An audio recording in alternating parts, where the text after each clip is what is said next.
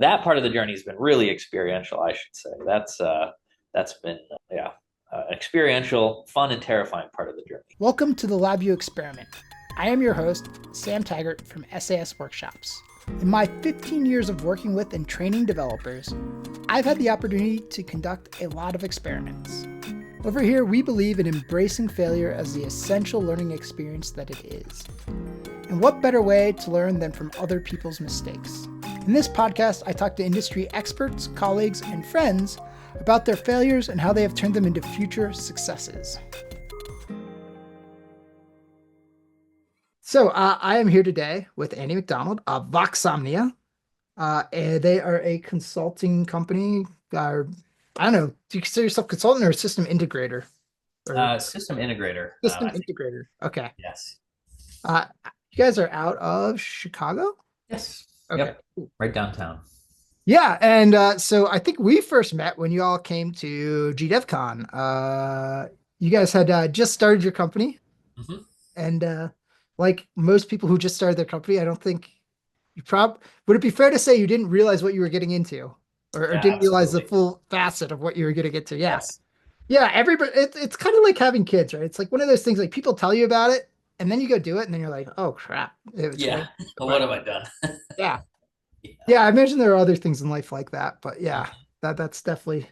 So yeah, you want to talk about a little bit about VoxSomnia and what you do and how you got started and that whole journey? Yeah, absolutely. So I worked at a wonderful manufacturing company for a decade.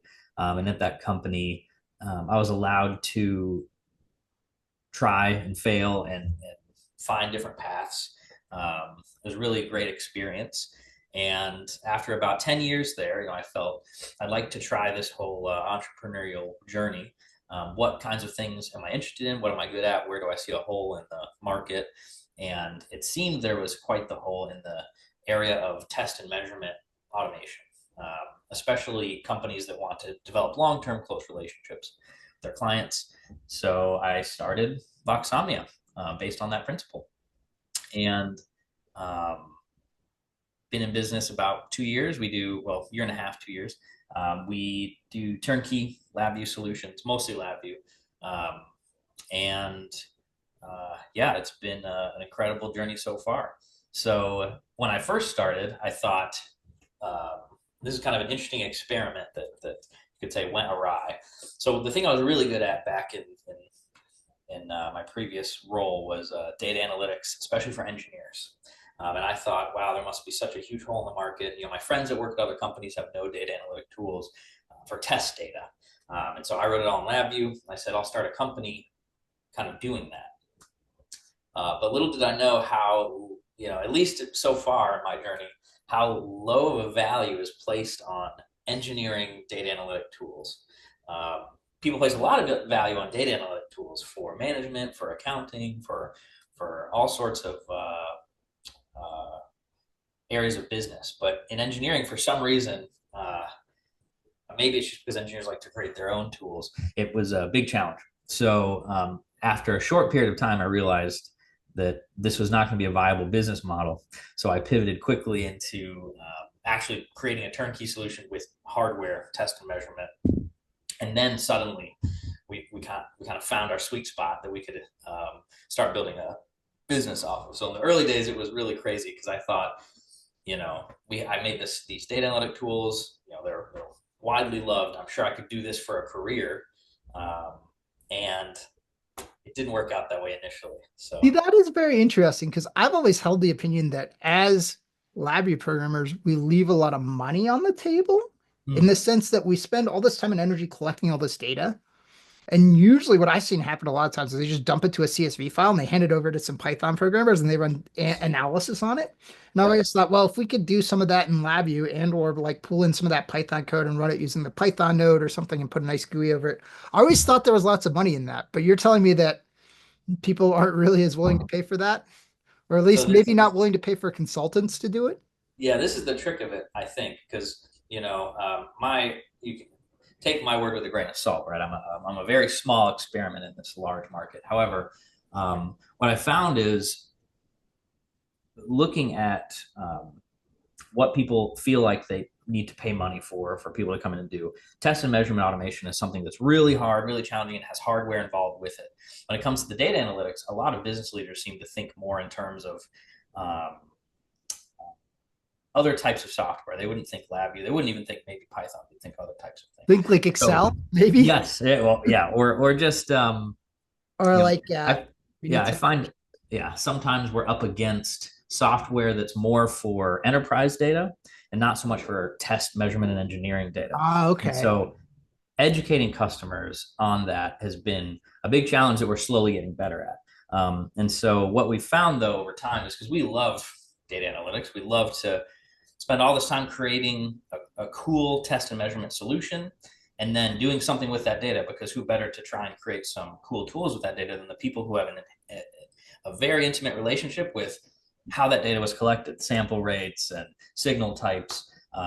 So being so married to that, we think is a good way to try and say, hey, look, we've created this great solution for you in test and measurement. We can take your engineering team to the next level with this tool, with the data analytics tool. And for us, it's not too bad, not too hard to create, because we just spent all that time building the test and measurement tool for you, or test and measurement solution for you.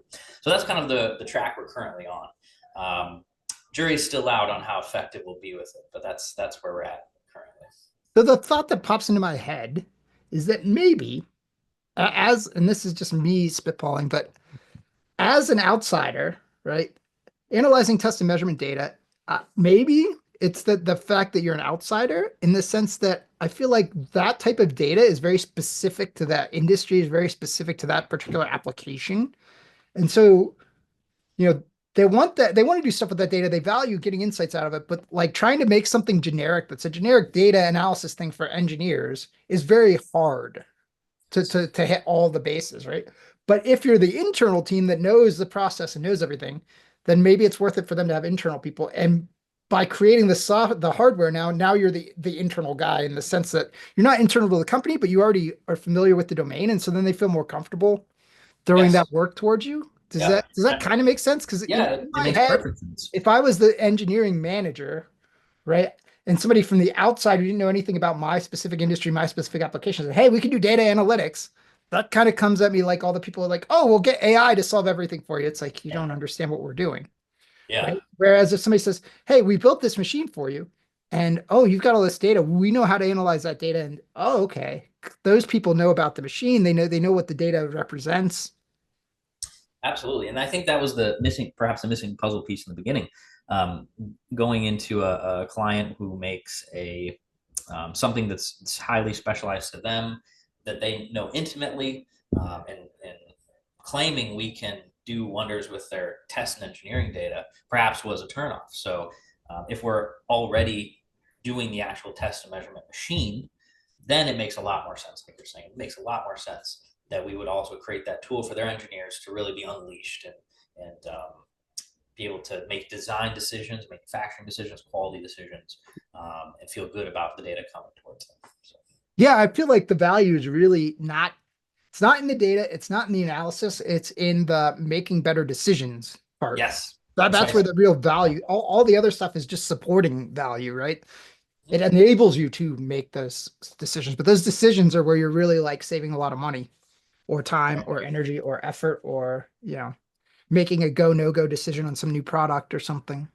Yeah, and another thing we've kind of found is where we are given the opportunity to create these types of tools, people look at things they would have never thought to look at before because it's so accessible now. So maybe the data was there before, but they had to put it in some awful Excel spreadsheet that took hours and hours to sift through. But now maybe getting certain relationships or certain data takes a few clicks. And so now they're more willing to look into things, and they suddenly find all these problems that they can um, solve to create value. Talking about the amount of time it takes to analyze all the data and stuff, I worked at Westinghouse, this company that did nuclear power plants and stuff, and they would do environmental testing that would take like months to collect data, right? And they had like 10 different instruments, and this was before they started using NI stuff. So they would have like Yokogawa machine number one and an oscilloscope and this and that, and like they were all separate, and collecting all the data from all of them to put it in one place was challenging. but then like they were hitting the limits of like Excel spreadsheets. They could have one Yes. Excel spreadsheet, they'd have to have 10 or 20 of them. Yeah. And someone's job was to manually go in and decimate all that down and put it all in one Excel spreadsheet. And the analysis would take like months. Yeah. It would I take bet. sometimes almost as long as the test. And then we were able to go in with NI stuff and like, instead of 10 different instruments, you got one or two NI boxes that are all running with the software and this all the data is already digital. It's all in the right format. And then you just press one button and boom, there's your report. So that's a huge game changer of being able to like increase the throughput of the testing there. Cause part of the bottleneck is the test takes so long, but if the test takes so long and then it takes forever to analyze the data, maybe you're waiting because you want to get the green mark that the test passed before you move the stuff out. So it's just kind of clogging the pipeline. Um, Yeah, all about reducing the barriers to actually getting that data and doing something useful with it. Um, yeah. because humans just don't like to spend time doing tedious, annoying things. So how do you make that easy for them to do what they're good at, which is making critical decisions with the data? So, So I have two questions really. That one is, do you find that by doing those analysis, does it like move you up the value chain a little bit and get you like to, become instead of just like, oh, the guy who does this, you're more of like a strategic partner? Does that have yes, yeah, absolutely. And customers start to look on us, and it helps with our value proposition when we may go into a new customer. We're not just there to measure, temperature on a thermocouple and set you up for that. We're there to help the customer go from measurement all the way to what does this data mean? How can we make a better product? Since almost all of our customers are manufacturing yeah. companies. So I have a question too, then a follow-up question, and that Yeah. is, do you feel that you approach things differently from the data analytics point of view now as a business owner than you did from being an employee? Like, has that mindset change affected the types of metrics that you look for and the things that the information that you're trying to pull out of the data? Yeah, absolutely. In some really big ways, actually. So my original background was in design engineering, and so I would really agonize over a few prototypes, perhaps, and I'd want every possible stat metric you could ever get out of that.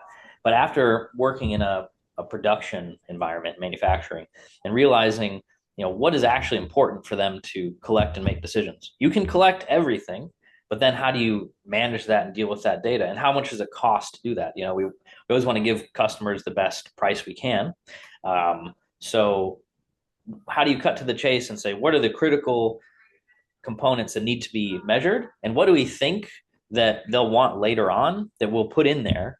And then they'll get those once they get to the point of seeing, aha, we do want to measure the temperature of our tanks, for example, because we find there's some correlation with that temperature and how our product comes off the line. So yes, absolutely, it's changed. I used to want to answer your question more succinctly. I used to want to capture every piece of data at the highest sample rate and really just torture every single product. And now I look at it much more as what parameters are needed to make a good product, and what does a customer need to get meaningful information out of that. Yeah, so I've been reading this book lately called Impact and Clarity or something about that. And Mm. it's an awesome book. I highly recommend it. I think it's a really useful book. But it's all about like paring down and editing down. And it's like the saying like if everything is important, nothing's important. Right. Yes, So like you go through, absolutely. you highlight stuff Yeah, in a book, and that's great. If you highlight a couple words, if you highlight every paragraph, it's like, okay, well, which one am I supposed to pay yeah, attention to? Uh, and I think too, a lot of it is being very cognizant of your audience. I feel like when you're giving presentations to engineers, they're much more likely to want details and dive down into those detailed things. But like the managers, they don't really care about the details at all. exactly. Really, like Yeah, they're just like tell them they really just want to know like they want to know. The other part of that was being opinionated too, and not just like here's the data. It's like here's the data and or here's our recommendation, right? Like so the key is like here's our recommendation, and the data mm-hmm. backs it up. And if you want to see the data is over here in an appendix. And that's like the most because otherwise, like you show them a bunch of data, like okay, well, great. What conclusion should I draw from this? And so if you kind of lead them in like, hey, we looked at all your stuff, and you can save X amount by cutting your test time by 2 seconds per thing or whatever. Great. And here's the data that backs it up. Half of them don't even look at the data if they trust you. It's Yes, like, okay, good. Or maybe they send it off to some underling and be like, hey, this sounds too good to be true. Go take a look at it and make sure the data adds up. But that's about it. Yeah, yeah, and I mean the conversation changes a lot depending on from a sales perspective. Who are we speaking to? Because very often it's the engineers that want our help the most, and then it's the decision makers and the managers who realize how our work's going to bring value to their business. But the engineers want to do cool things. It's in our blood. And so the conversation is very different. Yeah, from engineer to decision maker. Is it an engineering manager or is it a vice president? And so, exactly to your point, a lot of times the engineer wants all the data, and the decision maker just wants to know they want the data that tells them we're this project we paid X amount and it saved us Y, and Y is much more than X. So, yeah, Well, so that's a challenge that I face. I think a lot of LabVIEW consultants face this. It's when you're doing sales and marketing, like where do you focus your efforts? I almost feel like I need two prongs because I'm an engineer. I relate really well to engineers. If I sit down next to an engineer, I start talking to them. In about 5 minutes, I can convince them that I can help them, that I can make their yeah, life better, that I can make things work better. And that's great. But the problem is, like they go to their boss and they're like, hey, Sam says he can help make my life better. Well, let's pay him. Let's hire him. And the manager's like, what? Why do I care? Like, yes, right? Like, believe it or not, they don't actually care about your quality of life at all, actually. And yeah, especially in big corporations, they would prefer that your quality of life went to zero if their profits went to the maximum absolutely. for the So, most part. and Like, yeah, yeah. I mean, hopefully most people work at places that actually care, but like, let's be honest, most big business, especially big businesses, don't really care. So yeah, like, how do you sell that to like the selling point to the engineers of we'll make your life better, but you kind of have to have this agreement like we're not going to tell your manager that. We're going to tell your manager that we're going to save them X%. And the way that we're going to do that is going to make your life better. So yes, you get happy about that. You help me push it from that. You help me push it because of that. But what we're pushing is we're going to reduce your test time by 10%. yeah, and I feel And we're like going to that's reduce the your test development time by X% because we're going to create all these reuse libraries. And that's good for you because you don't have to reinvent the wheel. You can do stuff quicker. You'll be the star of the show. Your boss will be really happy with you. But what we're really selling is, reduce time to bring up a new test machine or something. Yeah, absolutely. I mean, it's like the age old challenge for any LabVIEW company is to how do we make it fun because that's why we're all in it. Really, it's you don't you don't LabVIEW is a fun tool. So if you chose it, you probably love it. So how do you make it fun for yourself and the engineers you work with, and also make money for Yeah. the wider business that's hired you for the management team, so the management team looks good and they stay in business. So that's always the real the needle you're trying to thread. So yeah, that's very important. I want to reiterate. If you do LabVIEW and you're listening to this podcast and your life is not fun, like if you don't enjoy writing LabVIEW code, if you got to the point where you dread it, there is something wrong.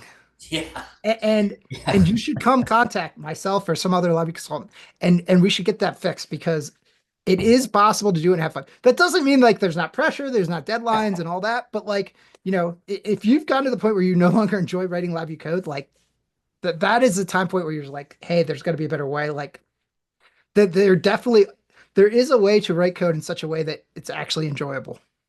absolutely. And And there's ways to deliver it to where whoever you happen to be working for or serving is thrilled with your work. You're making good money because it's really hard technical work, so you should make good money. And it's yeah, fun. It has to be fun. It's too hard not to be fun. yeah. So Well, I say making good money because it's good hard technical. I think the selling point there, like, yes, the technical work, it's hard to find people to do it, so that drives up the price. But I think what really drives up the price is solving important problems. And I yes, think that's something where I think as engineers, sometimes we get distracted by solving interesting problems. And sometimes interesting problems are solve a lot of money, but we can go down a rabbit hole figuring out how to get this dialog box to look exactly the way we want it, and the end customer doesn't really give a crap, right? yeah, They're like, I care about the output of the dialog box. I care about like when I click the button, it actually works. I don't care what the dialogue, so it's part of it is trying to be laser focused on our part of like when we're doing stuff that actually has that back to the clarity and impact thing, being very clear about what has impact and working on those things. And fix up all the other stuff around and make everything else look pretty and up to your standards and whatever. But really the majority of our effort, if it goes towards the things that are most impactful to the business, that's how, as a consultant, that is how we make the most money. yeah, Which is one of the things, like as a consultant, that I really try to rail against is the pricing stuff hourly because when you do that, you lose a lot of that. I, So I'm very much a fan of like anything that can tie the value you're producing to what you get paid. Absolutely. We strive for that as well because it's I mean in this phase of our business where we're still, relatively young and on the trajectory upward, uh, pricing for value is still very challenging because first you're trying to figure out what the value is. Often Yes. the customer doesn't have, or maybe that for sensitive reasons they don't want to share the impact it will have. So it can be hard to figure out, what is that value to the customer. However, my this is just I guess a soapbox moment. I appreciate that hourly work protects you from risk. So if you charge per hour, it protects you from risk of, especially if you're working with another customer's team and you're not creating a turnkey solution. But the problem is that, especially if you're creating a turnkey solution, if you're charging per hour, you put all the risk on the customer, and you're also not really encouraged to innovate and work more efficiently, right? You're almost discouraged from doing that. Not saying that anyone does that, but it just philosophically, if everything you do is hourly, most likely you're almost discouraged from working efficiently and quick and No, succinctly. yeah, that's the Um, incentives are so misaligned, right? yes, yes. Yes, exactly. No, that is my number one. Like, I get the risk limiting thing, but yeah, the incentives being misaligned just drives a lot of bad behavior. Mhm. And so then you have exactly incentives and misaligned. So if some feature that you're creating or some solution you're creating is taking too long, suddenly the customer, rightfully so, is over your shoulder saying, well, why is that? Why did that take 3 hours? And so the customer doesn't want to actually do that. No one enjoys doing that. And you don't want them over your shoulder doing that. So better to say, this is a fair price for us to do it. It's a fair price for the value it's going to create for your business. Let's get it Yeah. done for this price. And that's Yeah. our approach to price. Yeah. Getting the customer to share the value is definitely a challenge. Yes. I feel like part of that. So the best thing is you've earned their trust and they just tell you. Yeah. Mm-hmm. Sometimes they don't even know. Sometimes like it's obvious Yeah. in the sense that, okay, like you have a company, they're manufacturing XYZ and they sell it in the European Union. All of a sudden the European Union passes a law that says, hey, you got to do this test. Okay. Well, Mm-hmm. if X% of their sales are in the European, you can calculate a number and you say, oh, well, they sell $100 million a year in the union. Okay, well, tomorrow, if you let's say this law passes tomorrow, if you don't have that test, you can't sell $100 million worth of stuff. You have an idea of how much that test is worth to them, right? And you can Exactly. do that calculation. But sometimes they don't even know what the Yeah. value of the test is. So like selling the value of stuff, sometimes I found it's useful to just ask them. Yes. So, like for example, somebody's doing testing of their product, or they're not doing testing of their product, right? When they should be. If they're not doing some tests that you think they should be doing, you can say, well, what is the cost if this thing gets into the hand of a customer and there's a defect and somebody gets hurt? What is the cost of that? And they might not know, but they have an order of magnitude of like, oh, we could get sued for X amount of Yeah. dollars and vote, right? And they can do that math in their head.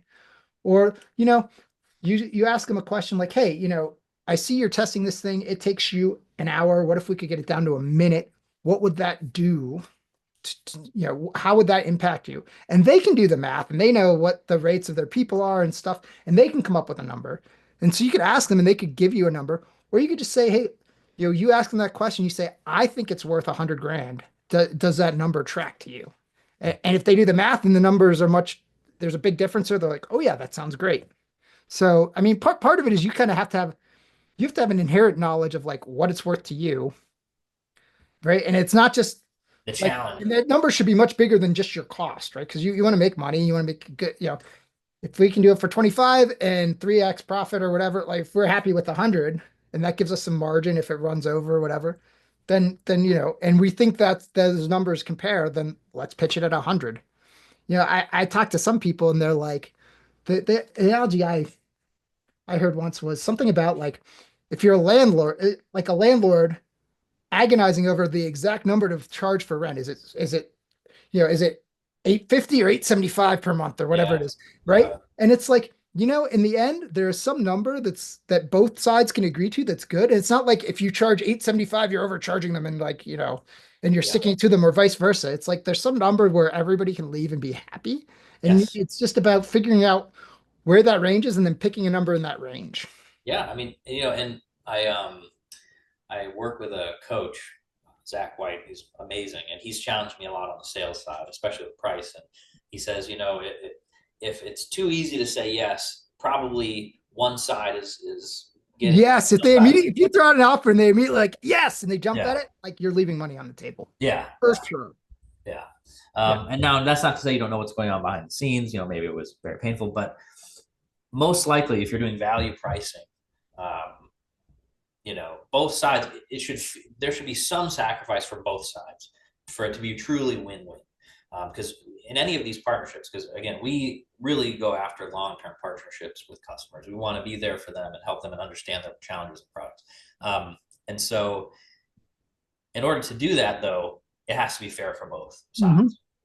So that has been a huge challenge for us as we slowly learn this business, learn um, what it takes to do things. When you get someone who unintentionally is very hand wavy and says, "Oh yeah, this should be a pretty easy project. We just need you to do a few requirements," and then you're Yes, just like, "Okay, it's yeah, well, just we think it's this. yeah, Yeah, we think it's that should okay, be a but I red think it'll flag. be 20K based on the those comments," and then it costs us double that in pain.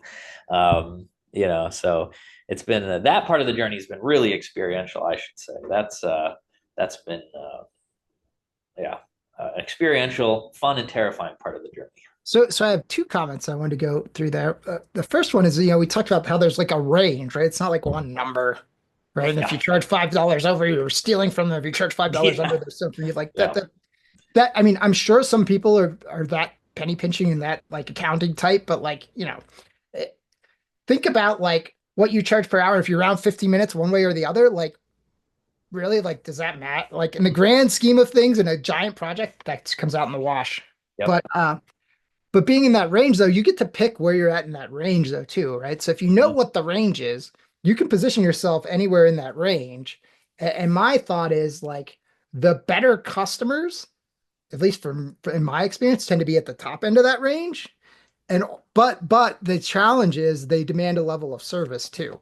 So Yes, you can pick anywhere in that range. If you pick at the bottom level of the range, you can deliver pretty low service and they're still going to be okay, but they're going to be demanding. They're going to want a bunch of extra stuff and they're going to nickel and dime yep, you for everything. But if you're at the top end of the range, the hassle factor is really low, but they expect a certain level of service and you just, as long as you deliver, you're okay.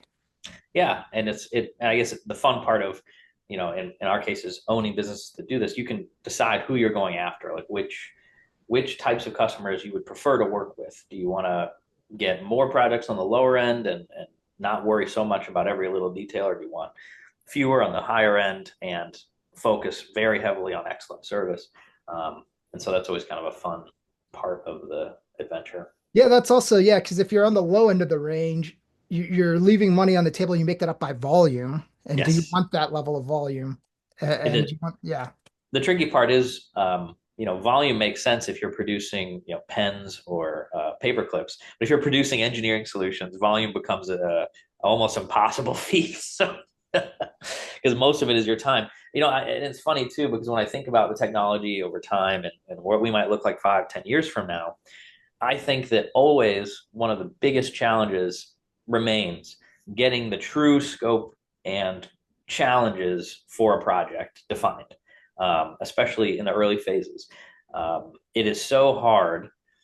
Most people don't realize how much there is to contend with in a lot of these projects. In developing an end of line test solution, for example, every detail is important to some regard. And so it's interesting at the outset versus what ends up being delivered. Um, how dramatically our human minds can underestimate how hard it's going to be. So um, that always is a challenging part where you're talking with customers and trying to figure out what's the scope of work here? What's the scope of work? Um, it's often much harder than initially thought. Yeah, so I want to take that a different direction. But first, to tie back into what we were Yeah. talking about earlier, though, I think part of like it is making sure expectations are similar. I think this kind of ties in the sense that like they say, oh, we need this test system, and they think it's going to be easy, and you come in and you see all the potential problems. I am a big fan of like, I don't know what your sales cycle is like, but mine's really generally a long sales cycle. I try to throw out like an order of magnitude at the very beginning. Like we have our Yes. first couple conversations, and I'm like, okay, before we go any further, I think this test system is going to be somewhere on the order of 100K in 6 months or whatever it is. And I throw a rough time estimate. I'm like, this is not the estimate, but like if this number makes you scared, we're done talking Yeah. unless you change the way you're thinking about the problem because it's going to be on some, it might be 80, it might be 90, it might be 120. But like if you're thinking it's a $5,000 project, we've got a major Yeah. problem. And like Oh yeah. there's no point in talking any further.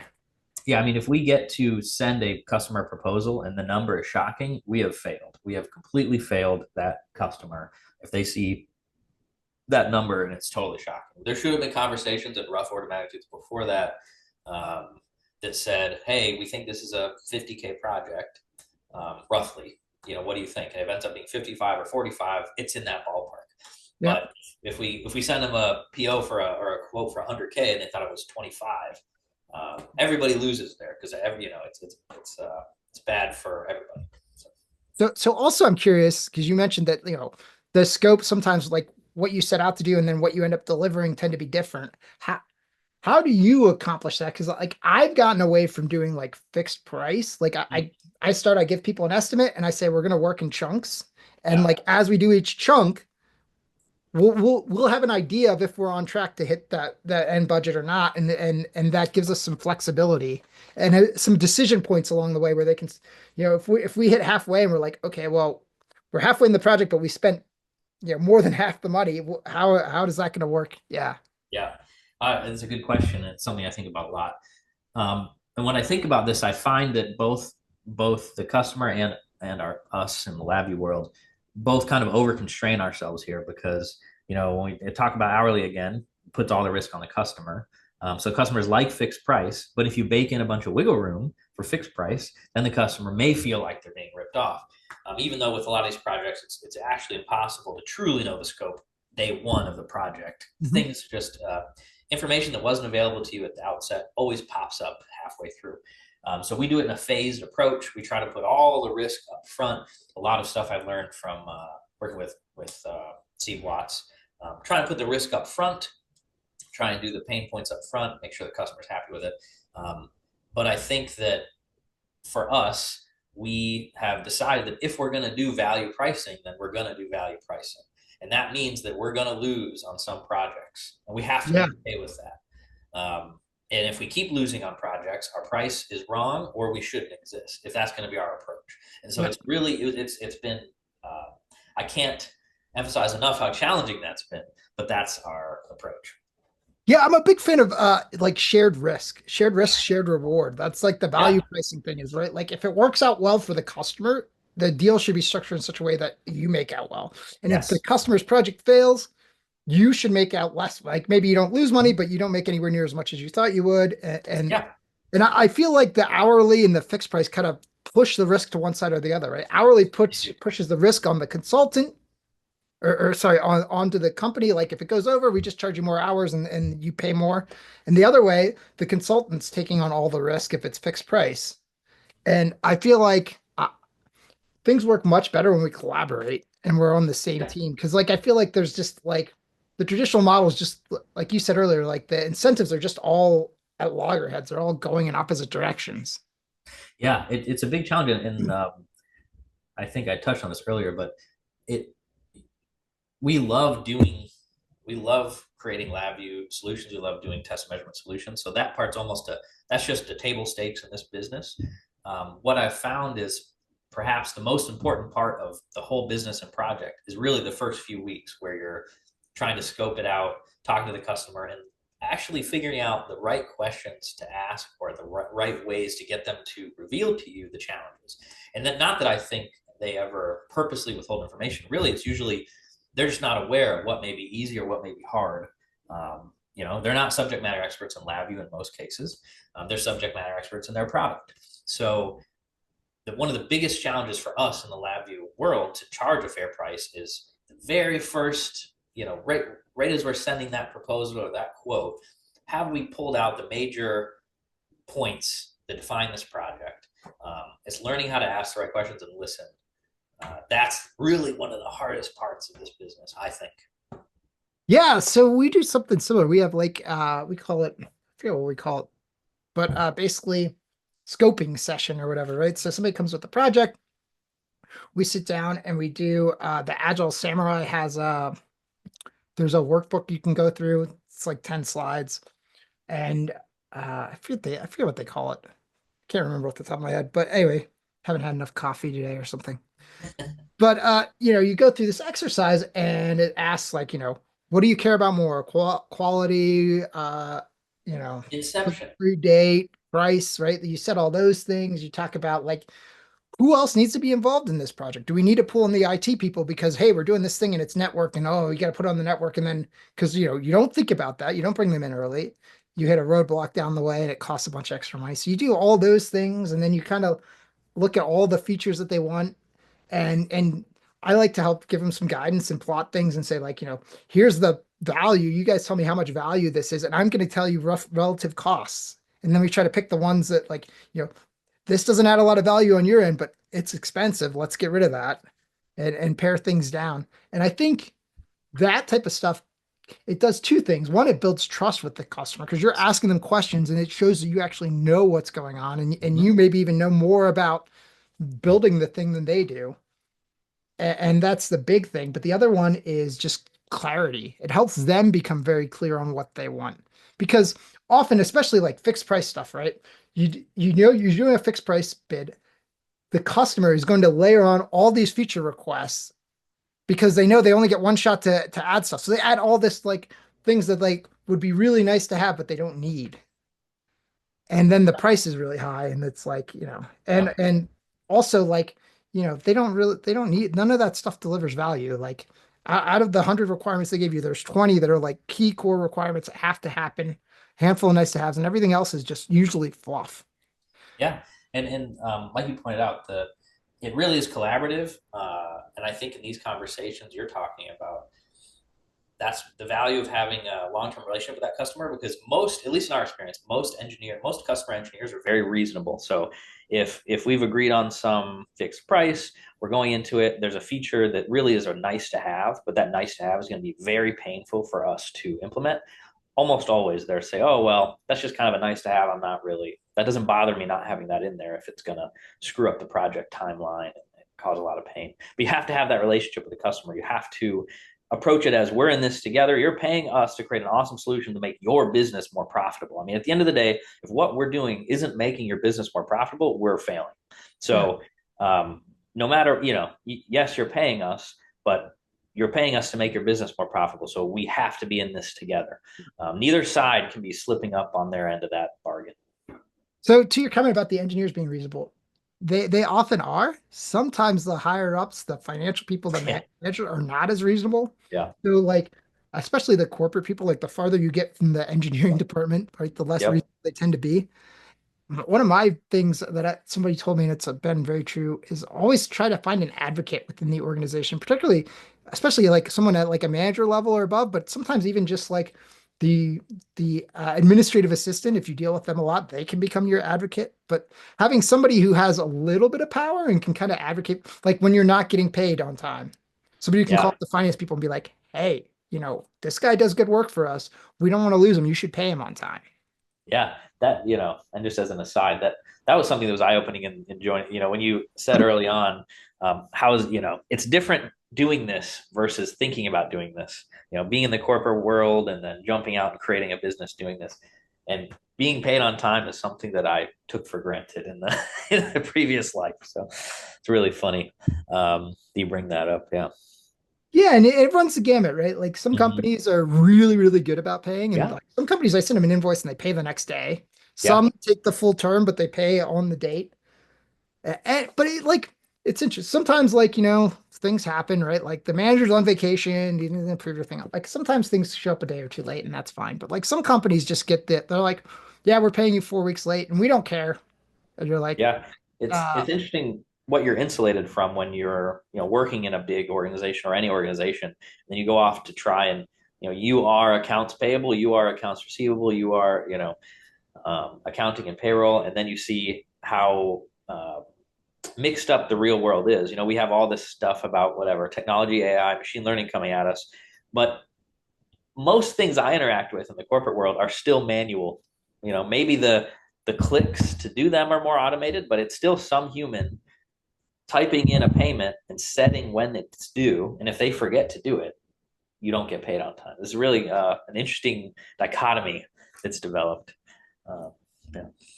Yeah, I mean, I think too, like, yeah, humans make mistakes, and it's amazing how many humans there are in the process and the chain, and how convoluted sometimes that chain can get in a big company. This person needs to prove, and that person, and it's just like, and sometimes, sometimes companies just are horrible about it, and it's like you should be upset about it. And sometimes it's just like, it's the bureaucracy, and I almost feel sorry for the people who work there sometimes. Like some of these, I'm like, how do you guys put up with this? Like, yeah. Yeah, That well, is the one nice thing about being your own boss. Like, I don't have a lot of that. And also I found, when I worked at Westinghouse, they had a lot of bureaucracy. And then I came back as a contractor. And there was something nice about being on the outside of all that bureaucracy and yeah. like, okay, you need to get this approved. Good. You go do your thing. I'll disappear for a few months and I don't care what you guys do. When you get approved, come back to me. And it's nice to be able to take that step back. But Yeah, it's always it's a bit of a Mhm. red flag for us when a customer has too many layers. Because there's two things about. I mean, the bigger the company, the more control you have to have. So you have to have rules and processes. Absolutely, that's a given. But sometimes it does reach the level of absurdity where it's clear that that company just simply doesn't trust their employees, and so no one can make any decision without having six layers of approval. Someone needs to buy, a wrench, and they've got to have like six managers approve it. And by the time that's happened, they could have bought 50 wrenches, with the amount of people that had to touch it. So, uh, but that just seems to be something every company, around the world, that seems to be a challenge. So, I think you hit the nail on the head. I think it's trust. And I think part of the problem is, as much as I rail against corporations not trusting people, I don't think trust scales very well in a lot. oh, I agree. Like if you're a Mm-hmm. small company, you've got 50, 100 people, even there's like some number, and I forget, I've read Malcolm Gladwell book or something like, you know, chimpanzees and primates and stuff, they have herd sizes or whatever they call them of like up to like, I think it's like 150 people because above that, it's like too hard to remember individuals and names and it just becomes a blur.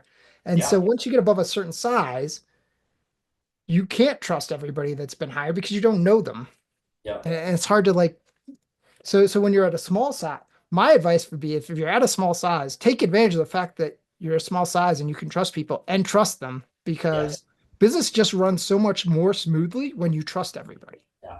Well, you have to decide, if you're a leader in a business, and you probably, if not directly, hired the people that work for you. If you don't trust them enough to make decisions that affect their job and affect the business profitability, what's going on? Why did you hire them? Or maybe most likely need to take a look in the mirror and think, why don't I trust my employees to do a Yeah. good job? There's Yeah. something under the skin there. Yeah. Uh, Yeah. Well, like either, yeah, you have trust issues or, for whatever reason, you really shouldn't trust, like, you really shouldn't trust this person because they did something terrible. Why haven't you got rid of them yet? yeah, yeah. Like, Because I find throughout my whole life, a lot of rules in organizations happen because one person did something once that was bad, and safety is a different, we're not talking safety. We're talking, yeah, purchasing, being able to purchase some tools you need or whatever. Very often those rules are put in place because once 7 years ago, someone spent too much money on a dinner. And so everyone lost their company cards, and things like that happen. Um, and I wish people would be a little more reflective and say, well, maybe that person just needed to be spoken to. yeah. Maybe not everyone should be punished because, hey, there was a failure somewhere. So, Do you ever hear the phrase "don't scar at the first cut"? no, Yeah, there's a never guy, heard that. Jason No. Creed from 37 Singles, but that's his motto for all this stuff. It's like, if somebody does something bad, you should deal with that person. Yes. Like that, it doesn't like somebody lies on their expense report. Okay, deal with that person and fire them and make it clear to everybody else, like, hey, lying on your expense report. If you do that, you don't necessarily need a whole bunch of rules and regulations now around expense reports and every. It's like you've addressed the problem, and I think people are afraid to address the problem. They're afraid of the conflict or whatever, so they don't address it with that one person. They're like, or there's just like they're like, oh my God, this is going to happen again. And I think part of it too is like how you view people. Yeah. Are people dumb and lazy? Or are they smart and motivated? Are people trying to take advantage of the system, right? Because if your mindset is people are trying to take advantage of the system, the first time you catch somebody taking advantage of the system, your immediate response is, hey, everybody else is going to do that. We need to stop that. Versus if your mindset is people are smart and motivated, it's like, oh, we got one bad apple. Let's get rid of that bad apple and bring in somebody new and everything will be fine. And it really does come down to like your worldview and do you view people as dumb and lazy and they need to be managed, which is the corporate view of, or the more entrepreneurial, more agile, more whatever you want to call it, of like, hey, people are smart and motivated. Get the right people, get out of their way. You know, if there's a problem, address it. And you know, if somebody has to go, kick them out Yeah. and keep going on. Yeah, and it's tough too because I think a lot of people go into management not realizing how much courage it takes. You have to be willing to confront people when they're not meeting your expectations. This is even something I still struggle with. I work with a coach on this kind of stuff because it's really tough. You work years with these people, you're close with them, and you have to be able to confront them when they're not meeting your Yeah. expectations. And it takes courage to do that. You have to be able to do that. If not, you're going to fail your team Yeah. regularly. Well, and also though, if you don't like firing people, the earlier you confront people, the less chance you have of firing them. Because if you Yeah, confront them early, yeah, they're doing something that's not quite right, you confront them. yeah, And you know, and if they're not a good fit, they'll move on, or maybe they'll change and become a good. You know, maybe there's like some behavior that just needs corrected. You talk to them once or twice, and they're like, okay, and they stop doing it, and everybody's happy. yeah. You know, It's anecdotal, but I've met and worked with a lot of people in my life, and the vast majority of them innately want to do a good job, want to be respected for their work and their career. So if you happen to have a lot of people that work under you who are lazy and dumb, it's probably not that they're lazy and dumb. It's it's the probably manager's yeah, fault. yeah, If you are anybody who tells me all my employees are lazy and dumb, I am sorry, but I question your yeah. leadership. They've failed. They've failed as a leader. Absolutely. Absolutely, Yeah. yeah. Yeah, well, there's also, but it's not. It's easy to point fingers at them, but I think the Peter principle plays into role a little bit. The Peter. whole like you get promoted until your level of incompetence. Ah, yeah. Because if you're really good at your job, you get promoted. When do you stop getting promoted? When you're really bad at your job. It's really fascinating. I to your comment, the people do get sometimes people get promoted until they're incompetent.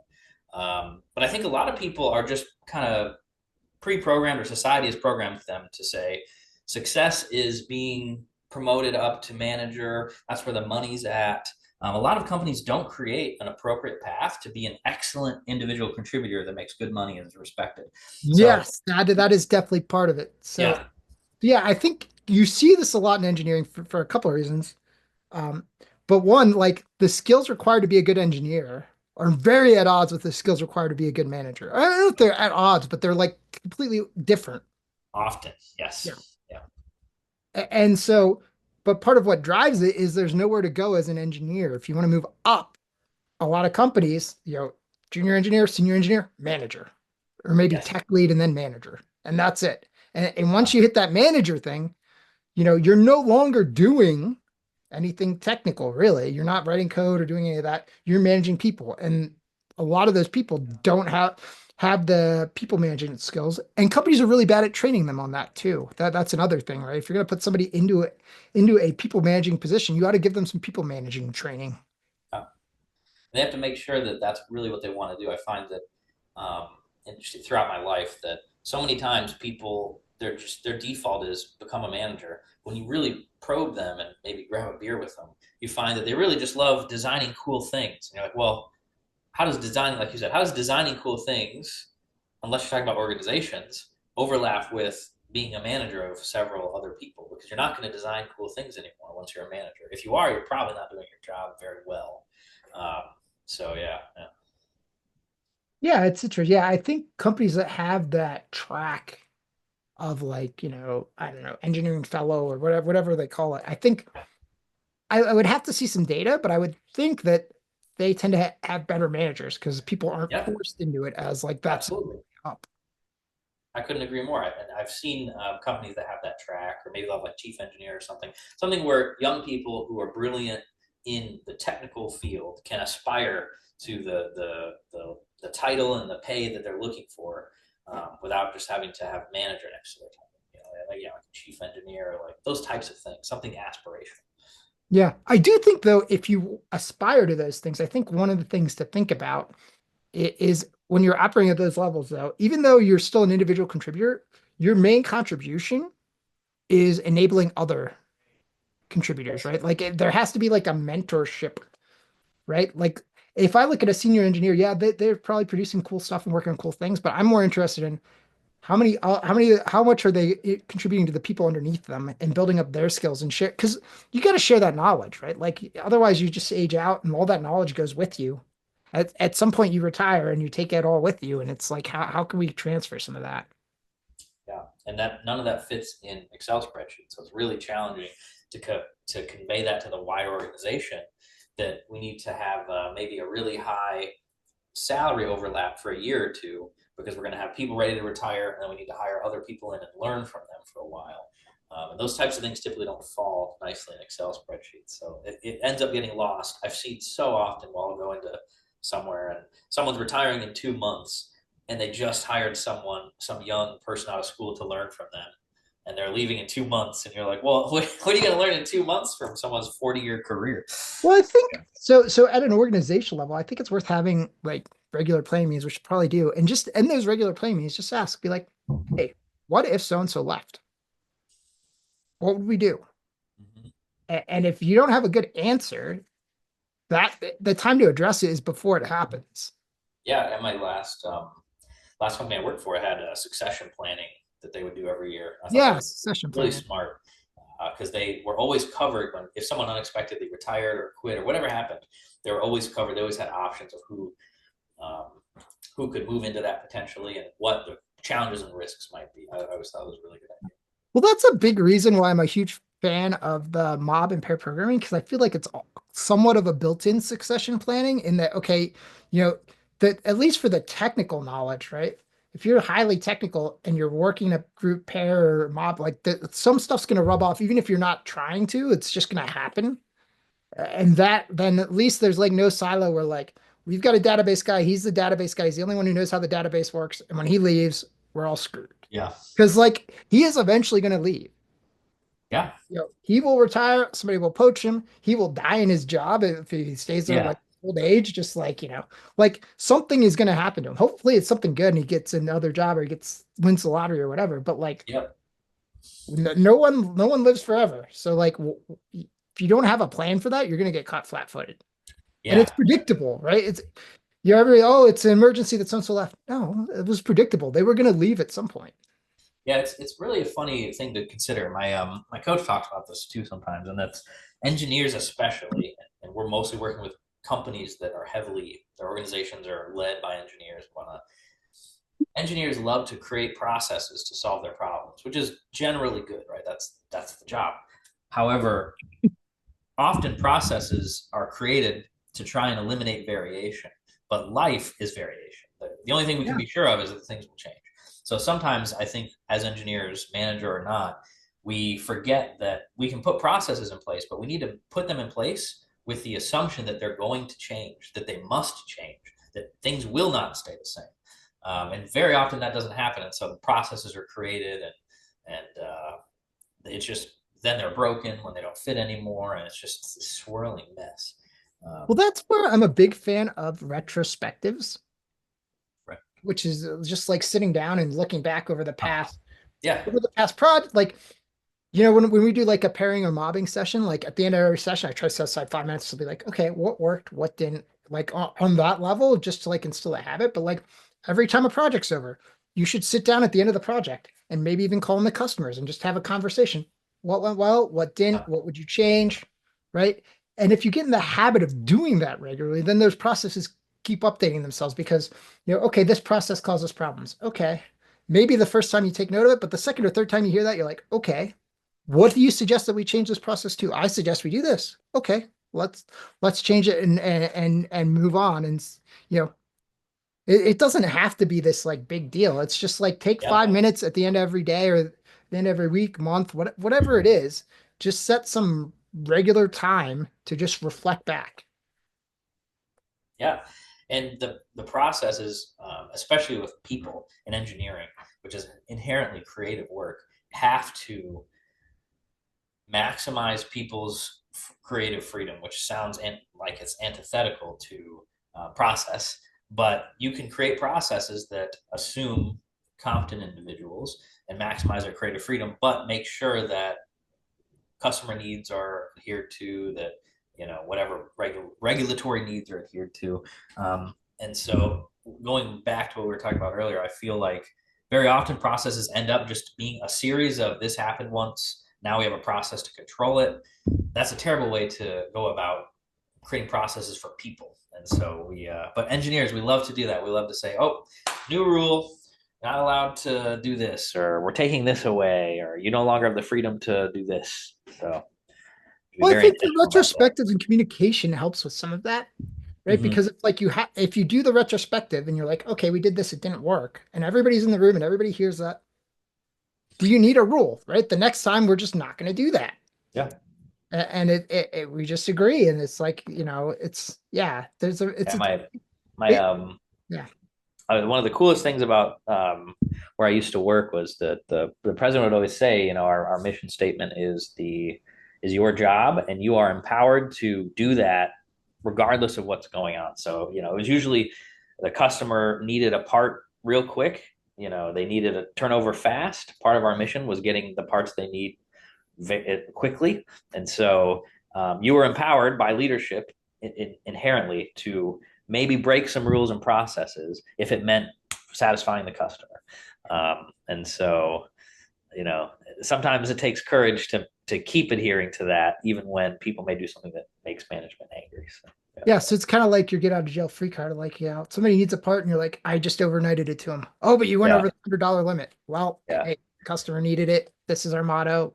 Okay. Yeah. I mean, he used to tell us you'll never be fired for doing the company's mission statement. He was very, very he believed in it strongly and inspired all of us to go after it. And so that kind of leadership is really inspiring for me, and I know for many people that work there. So. I do think that is good. I do think as a cautionary tale, though, there probably should be some guardrail, Oh right? yeah, yeah. Like, If you're doing like, crazy things, absolutely, yeah. It yeah, was yeah. just Like there should be like we satisfy the customer, but here don't break this rule or like there's one or two yeah, rules that like these absolutely yeah. have to be followed. But as Don't long let as the customer bankrupt you for satisfying them. like, Yeah, like exactly. I'm a big fan of like turning people loose within bounds. Set clear Mhm. bounds and say these are some red lines. Like don't ever cross these red lines, even if you're pursuing the goal. But whatever you can do inside this box, go have Yes, at it. yeah. Because it's a good way to energize people. Just that, hey, you're letting people know they're on the right track and they're doing the right thing, even if they color outside the lines a little bit. So, Okay, I do want to hit on one topic before we wrap up, and that is yeah. business coach, because you mentioned business coach several times. I have a business coach. Oh I yeah, think I don't hear lots of other people talk about it, so yeah, I want to put that out there.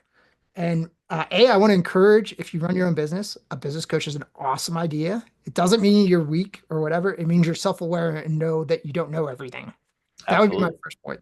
So Yeah, do you want to talk a little bit about like how you found him, what or her or whatever they do, or yeah, yeah. Actually, I how mean, that relationship works or anything? yeah. The funny thing is, I found them. They was a cold message on LinkedIn, which is usually in my experience never got me anywhere. However, this person was a cold message on LinkedIn, and I thought, this is like 2018 back then, and I thought, huh, that's really interesting.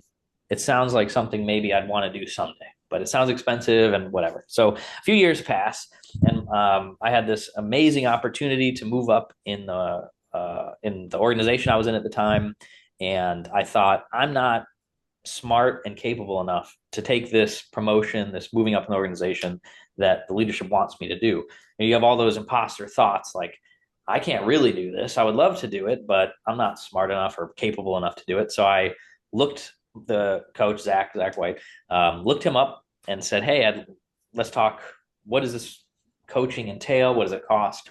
It ended up being a price I could afford. And so we kicked it off, and it helped me really identify first a lot of the blind spots I had, but secondly, it helped push me out of we a lot of us, including myself included, tend to like make ourselves into victims or Wow. woe is me, life's happened a certain way. I would say one of the most powerful aspects of the coaching I got out of it, it's like, no, like this world is malleable. You can do amazing things with your life, but you have to have courage. You have to push forward. You got to take the punches on the chin and know that you will eventually succeed. Yeah, you might fail today, but you'll succeed eventually. And it just really changed my whole outlook on approaching life, approaching business. I would say it's transcended even just business, but even like my life, my relationships, who I think I am. It challenged all those types of things. It was very retrospective, and it's been incredible. I started it 2022, and I still to this day work with them. So Yeah, yeah, it's been no. life changing. Yeah, it's been life changing, and I should say even furthermore, one of the VPs I was working with at the time, I told him about this, and he encouraged me vehemently to keep pursuing it. And I thought that was so crazy because the VP actually, in a moment of vulnerability, said like he's like coaching is something that I do. It's something that everyone aspiring to be more than they are should be doing. And so I was shocked to hear that. I thought it was like you said, people think it's for if you're weak or no, it's the exact opposite. It shows that you have some level of self-awareness and you realize that to get to the next level, you don't have the skills you today that you need to get to the next level, but you can get those skills and you have to find them. You have to get some help. So yeah, it's been a wonderful journey. I'd recommend it to anybody. Yeah, I can't Yeah. recommend it enough. Yeah, Hopefully, your well, journey's been similar. yeah, so I think like most people who are successful, I think people don't talk about it and don't want to admit it, but I'm willing to bet a lot of them probably have coaches. Yeah. In your last comment, there's a great book called What Got You Here Won't Get You There, which I think Hmm. is very interesting and encouraging and people should go read it because sometimes like what makes you successful in one role, kind of like the Peter Principle thing, like what makes you successful as an engineer are not the skills that are going to make you successful as a manager. And so if you keep Yeah. doing the same things that made you successful before, you've got to change. So that's Hmm. interesting. For me, the biggest thing dealing with my business coach, Nate Lapgard, um, he really changed my relationship to the business of how I think about it and how I think about making money. And a lot of us, I think, have this feeling around sales. A big one is like sales and marketing feeling icky, right? Because we've got everybody like constantly like modern America's definition of marketing is creating markets. It's forcing stuff on people, right? Yeah. As opposed to like real marketing is like, hey, I can solve this problem. Do you have this problem? Right. Uh, Yeah. and that's totally a valid thing. And like the sales thing too, it's like, you go in, people go into sales and they're very pushy and like, it's all about what's in it for me as a salesperson. Whereas like if you're a real salesperson, it's like, hey, you know, you have that problem. I have these things that can help. I think this is the best option. What do you think? And like it's like this collaborative and it's like offering solutions and like yeah, it just really changed that. And it also helped a lot with like the vision of like thinking about what you're doing and being very clear about what you're doing. And honestly, it is bigger and it should be bigger than just writing LabVIEW code, right? It's Yeah. not like It. I'm just out writing LabVIEW code. Okay, so you're gonna write LabVIEW code for anything? Like you want to write LabVIEW code to like, create a better nuclear bomb? Is that your goal? Like to kill more people? Like that's engineering and not Yeah. saying anything bad about anybody who chooses that path, but like, are you going to do it? Are you going to create better ads for Google so that they can like make millions, like stealing people's attention? Like what are you doing with those skills? And what's the greater impact you want to have in the world? Yeah. Same. I mean, I've done so much visioning with my coach on what is this business I'm doing? What am I trying to do with my life? Those are the things that actually drive us. It's not just making money. It's you're making money so you can do things. You can hire people. You can have meaningful experiences. And secondly, yeah, he has helped me so much with my sales visioning too, because I had the same thought initially. Sales is icky. Sales is, somehow one sided. And he helped me realize that if you're actually doing sales correctly, both sides have to win. You are getting something in exchange for giving something that the other person needs. And it totally changed my way of seeing sales. And I don't know where I'd be today without it. So, yeah. Yeah. No. Yeah, I think that's an awesome conversation to leave things on, but Yeah. very cool. I knew there was a reason I liked you. You know, my is like you're always attracted to people who have shared values. And so I definitely Yeah. I got a lot of sense of some shared values there. So Yeah. yeah, very Well, cool. thank you. This has been wonderful. Yeah. Thanks for having me on. I really appreciate it. No, it's been a great conversation. Thank you. Yeah. That's it for today's episode of the LabVIEW Experiment. Thanks for listening. If you have any comments or questions, head over to thelabviewexperiment.com and drop me a note. And don't forget to subscribe to the podcast and follow us on Twitter and Instagram at the LV Experiment.